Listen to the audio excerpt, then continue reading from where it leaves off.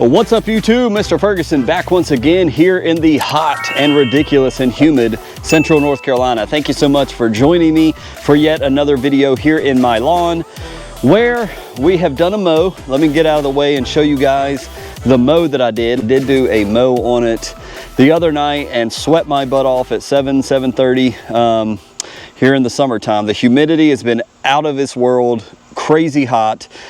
We've got heat indexes up into the very high hundreds, 110. It's just been insane. I was watering the grass yesterday and it was like 9:45 and the sun was burning my arm. And I was like, man, this is crazy. It's just been crazy hot here in my area and likely where you're watching from. All in all, at the 1,000-foot view of this property, we're not looking too bad. So let me swing you back over here, and we're green. We've got more grass in August than typically we have. Typically we're almost all white as we were last year when we didn't do hardly any watering. So today, thank you so much for tuning in. Before we jump into it, just like the video if you enjoy it.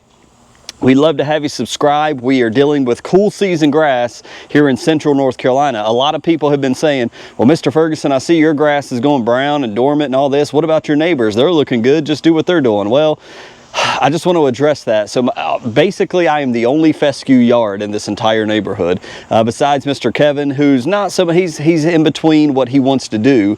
But like over here behind me and over here beside me, they've got St. Augustine and weeds. They plant fescue, but it's mainly weeds. And so when you have a primarily weed or warm season lawn, you're not going to have any browning because all the weeds are green and all the warm season grass is green. So that's why that is the case. When we're dealing with a cool season grass and it's starting to fade out and go dormant, we're going to see it just like in the wintertime with the warm season. It all goes brown, and Mr. Ferguson has got stripes, and I'm dark green, and I'm looking like just the best lawn in the whole neighborhood. This is that trade-off. I'm looking rough right now. They're looking pretty good, and that's not any disrespect to any of my neighbors. It's just the type of grass they have. They have a lot of crabgrass, a lot of summer weeds that are going to be green because they pop up in the summer. And then with the warm season, like some of the St. Aug that's come over trying to creep into my lawn, it's loving this heat. So they're definitely not worried about brown and stress, as well as Bermuda lawn. So that's why we've got to know the cool season. So if we're dealing with cool season grass like me, it is a challenge here in North Carolina. We're just trying to keep what we have all the way through this summer so we can overseed in the fall and thicken it up and not have to spend so much on new seed, right? So the part of that reasoning is what we're going to do today. I don't do a lot of talking about our equipment. And today I'm doing I put more water in it, it's a little heavy. We've got our Typhoon over here. This is a Flow Zone Typhoon 4-gallon sprayer. I don't talk about our equipment a whole lot, but let me move the camera just a little bit closer, and hopefully you guys can see this. As I just wanted to show you, and I don't try to sell products to people, but if you're interested, all of these items will be in the description of this video. If you click more, you'll see it all listed there. The Flow Zone 4-gallon backpack sprayer from GCI. This thing, I've had it for several years. It is great. The compartment, the battery, you guys know I had a previous version of a backpack sprayer which the battery had a lot of issues with. This Flow Zone, I've never had a issue with the battery. I'll take it out after every use and bring it inside, and I've never had an issue. And so great backpack sprayer. I have custom tips and handle from GCI that I don't want to show because I don't know legally if I'm allowed to, so I just don't do it just to keep myself safe. But great 4-gallon backpack. We're going to be using this today. What we're going to do is getting into the products now. Number one, I want to talk about my dad's lawn. He just got back from Ecuador. Glad he's home. They had canceled his flight. He was supposed to come back on Sunday and it was delayed, and he finally got back late Sunday night after midnight, and I went over to show him. We got my daughter. You'll see now a Honda Accord in our driveway for my daughter that we just purchased, so we're glad to have that done and out of the way. But we went over to show the car to them, and Dad's like, what do I need to do for this fungus? And the same fungus I showed you years back has popped right back in his lawn. Here's some pictures I took. I said, let me show everybody on the channel. So here's the overview of his yard where you can see all the spots. It looks like a UFO has landed in his yard a couple times. And then up close, I took a picture to show the brown spot. Brown spot for whatever cultivars my dad is throwing down in his lawn for fescue. He's got fescue like me. He's dealing with a lot of brown patch.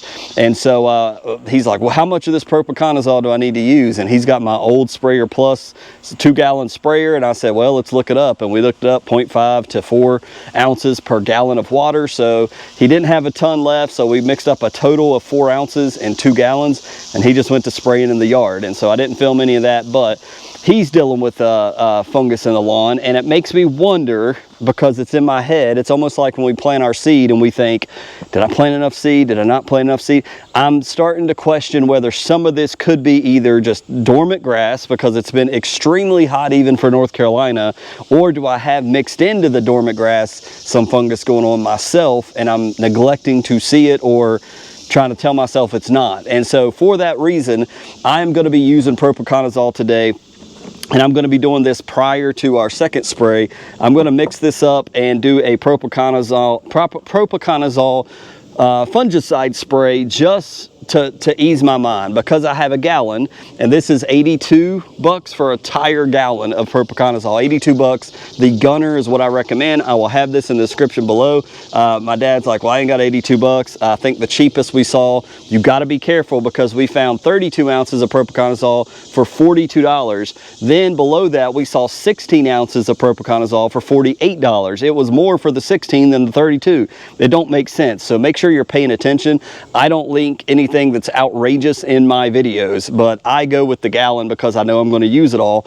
And if I don't use it this year, I'm absolutely going to use it next year, and it doesn't go bad. So I recommend just putting in the $80 and getting a gallon, but you do what's best for you and your budget. So we're going to spray propiconazole 2 to 3 ounces per 1,000. I'm going to do that in my Typhoon Flow Zone backpack sprayer. I'm going to apply that to the lawn. Secondly, we're going back to our friend Moisture Max.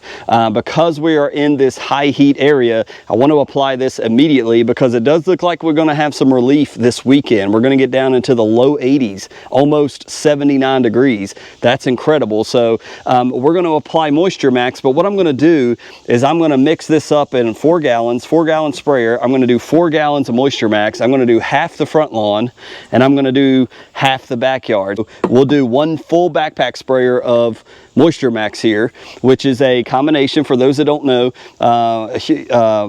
humectant, surfactant, fulvic, and biostimulant. It's basically, long story short, it helps water seep into the soil, helps it retain in the soil for the plant longer, and it also is mixed with a little bit of sea kelp. It's a surfactant as well, and it's got a little bit of biostimulants. So that's what Moisture Max is. Check out Yard Mastery, their website, for more details. And on the back, it gives you all of the seaweed extract, all that good stuff. And for turf, apply 6 ounces per 1,000 with a minimum of 1 gallon per 1,000 every 6 weeks. So we did this about 6 weeks ago. Same thing with our fungicides. We're due, it's been about 3 weeks, we're due for fungicide. So we're going to put down and test Moisture Max to the best of my ability.